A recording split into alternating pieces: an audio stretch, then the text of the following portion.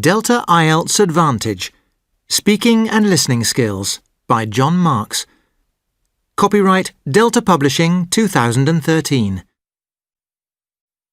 Unit 1. Listen 1. Good morning. My name's Janet Miller. Can you tell me your full name, please? My name's Nairan Bunmi. And can you tell me where you're from? I'm from Thailand. Can I see your identification, please? Thank you. In the first part, I'd like to ask you a few questions about yourself. What do you do? Do you work or are you a student? Well, actually both. I'm a part-time student. I'm doing a degree in business studies.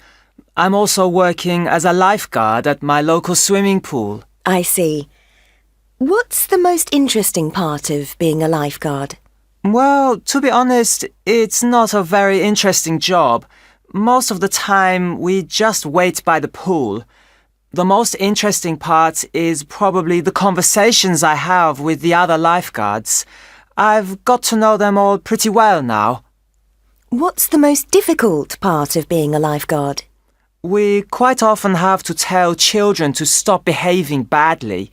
And occasionally their parents get angry with us. Don't tell my children what to do, that kind of thing. That can be difficult. Would you say it's a good occupation? Well, yes and no. It's a very pleasant job in some ways, but as I said, it can be boring and it's not very well paid. That's why I'm doing a degree. I want to get something better. I see. Career plans for the future? When I graduate, I want to get a job in a financial institution, maybe a bank or insurance company. I haven't decided exactly what yet, but something like that. Okay. Now let's talk about music. What kind of music do you like listening to? At the moment, I don't have a lot of time for listening to music. But my favorite type of music is... Unit 1. Listen 2. In the first part, I'd like to ask you about the place where you live. Can you describe the building you live in? Yes, I live in an apartment block. It's got, I think, 8 floors and we're on the 2nd floor. It's a modern block. I think it was built about 20 years ago. Is it similar to other buildings in the area? Yes, it is. There are lots of blocks very similar to mine in that part of the city. Is it in a convenient location for you? No, not really. It's quite far from the city centre. I'm studying at a college on the other side of the city, so I spend about 2 hours on the bus every day. It's quite boring. The bus is always quite crowded and I often have to stand. Actually, it's probably the worst part of my day. I can imagine. Apart from the buses, do you like living in your city? Yes, I do. There's always a lot going on and all my friends are there. It's very lively in the evenings. There are a lot of good bars and restaurants, and people come from all around the city to meet their friends and have a good time. It's a very good atmosphere. What changes would improve the area where you live? Like most cities, there's far too much traffic. I was talking about my bus journey every day. It's only about 10 kilometers, but it takes so long because most of the time the bus is stuck in a traffic jam. Also, sometimes the city is quite polluted, especially when the weather's cold and there's no wind to blow away the pollution. So, less traffic and less pollution would movements. OK. Now let's talk about films and TV. What kinds of films and TV do you like watching? I don't go to the cinema very often. In fact, I haven't been for years. I don't watch a lot of TV, but when I do, I like to watch... Unit 2. Listen 1. I'd like to ask you some questions about your free time activities. What do you do at the weekends? Well, my final exams are next month, so at the moment I don't really have any free time at the weekends or any other days. However, in general, when I have free time, I like doing outdoor activities. In particular, I really like land yachting. Land yachting? What's that? Well, you have a little chariot with 3 wheels and a big sail. You sit on the chariot and catch the wind in the sail to make the chariot move. There's a big, flat, windy beach quite near where I live, which is ideal for it. It's also called beach yachting and also land sailing. You don't have to do it on a beach. Any flat land will do. I see. What is it that you like about this sport? On a windy day, the chariots can go really fast, and because you're so close to the ground, you really feel the speed. It's a thrilling experience. To tell the truth, though, for every 10 minutes you spend on the chariot, you probably spend an hour setting up the equipment and waiting for the wind to be right. But that's all part of the fun, too. It's great being outdoors by the sea. How often do you get the chance to do it? In theory, you can do it all year round, but it's not a lot of fun in the freezing cold. It's mostly a summer sport. I suppose April to October are the main months. You also need wind, of course. Another factor is the other people on the beach. In July and August, the beach can get quite crowded, so at that time of year, we mostly do it quite late in the day, when the beach is emptier. So generally, I do it ends from late spring to early autumn, but a bit less in the middle of the summer for the reason I just said. How important a part of your week are your free time activities? Actually, not really that important. Perhaps if I was working, my time off would be the most important part of the week in some ways. But because I'm a student, I don't so much feel the need to let my hair down at the weekends. I enjoy most of the time I'm studying too. It's not like doing a stressful job. Do you enjoy your free time more now than you did when you were a child?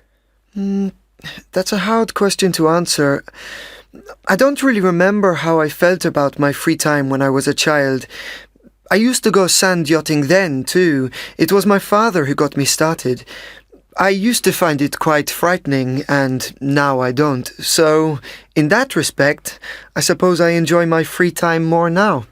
What free time activity would you like to try in the future? I'd love to try real sailing, with a boat on the sea or a lake. I've never done it. I imagine it's probably a bit more difficult than sand yachting. Unit 2. Listen 2. Now, let's talk about books and magazines. What kind of books and magazines do you like reading? I'm really not bothered about magazines. I never buy them, and I hardly ever read them. Only if I'm in the dentist's waiting room or somewhere else where there's nothing better to read. I don't really have an opinion about them. I see. So what sort of books do you like? I don't read many novels. I'm much more interested in non-fiction. I'm a big fan of biographies. I think there's a lot to be learned from the lives of famous people. I like reference books. Obviously, you can't sit down and read an atlas or a dictionary of quotations, but I often spend time looking through that kind of book. Again, there's a lot to be learned from them. Do you like reading any other types of book? Well, as I said, I don't read many novels. I quite like crime fiction. At the moment, I'm reading a book by Michael Dibdin about an Italian detective called Aurelio Zen. It's quite good.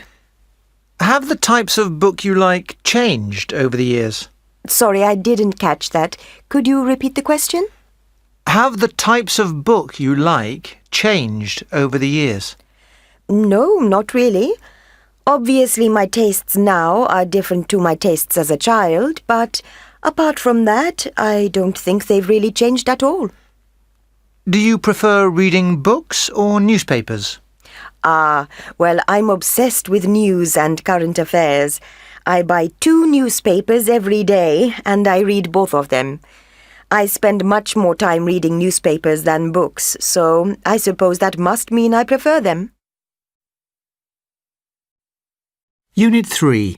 Listen 1. I'm going to give you a topic and I'd like you to talk about it for 1 to 2 minutes. Before you talk, you have 1 minute to think about what you're going to say. You can make some notes if you wish. Here's a pencil and some paper for making notes. Thanks. Here's your topic on this task card. I'd like you to describe the job or career you have or hope to have in the future. Okay, thank you.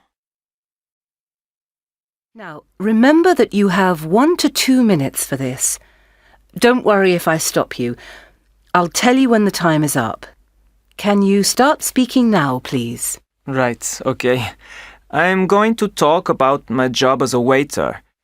It's not a very difficult job, of course, but it's more complicated than most people think. The customers are spending a lot of money and they expect to have a perfect evening. You have to be kind of an actor, playing the role of the perfect waiter.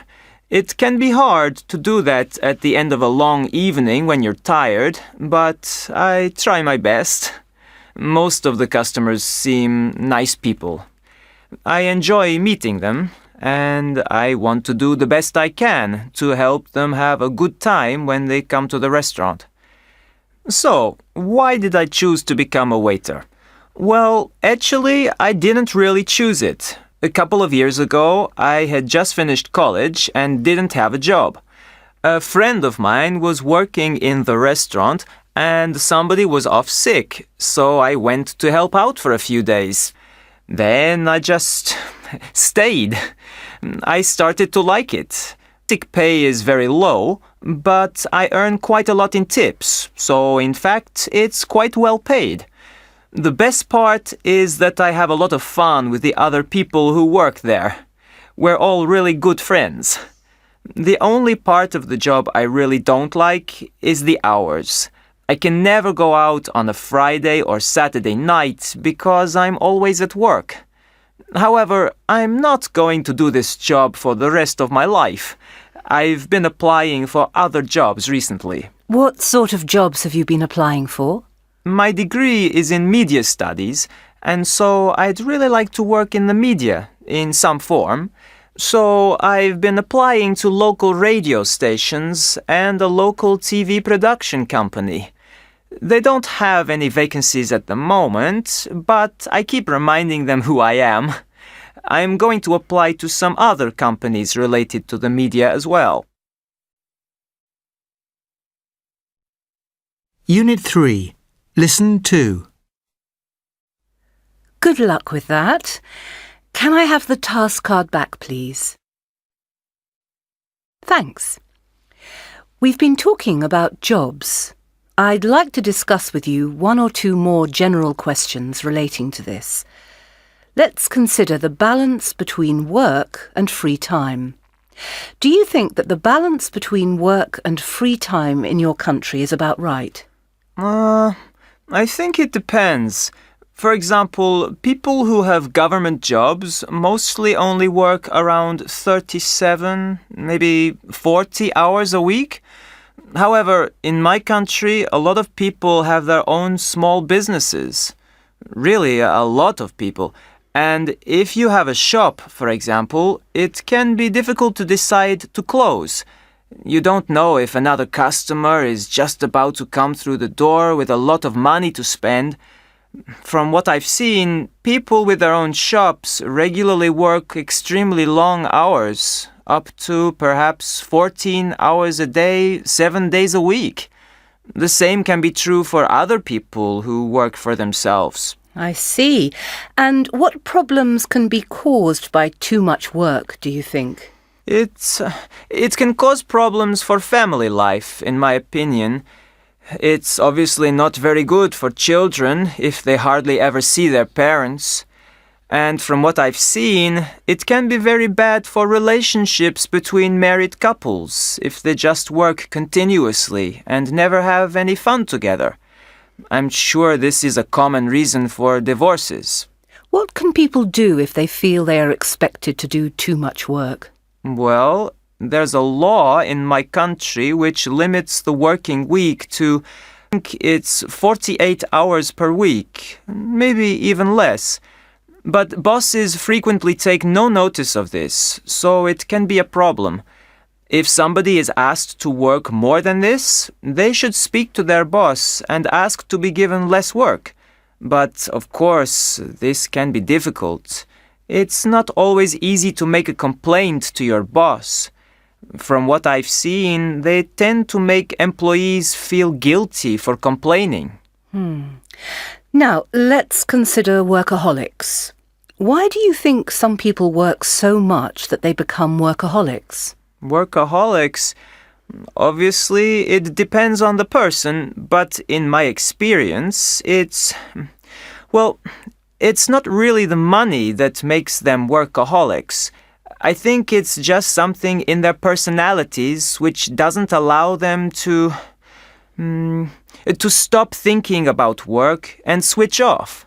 For example, I have a friend who runs his own website. He works on it all the time.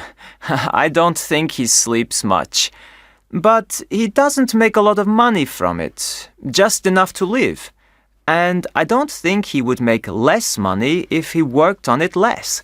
He's become a perfectionist. Every part of the site has to be absolutely perfect. It's become a kind of obsession for him. I think he's happy, but he just doesn't really have any interests at all, apart from his work. I guess that's just how he likes to live his life. It's up to him. Thank you very much. That's the end of the speaking test.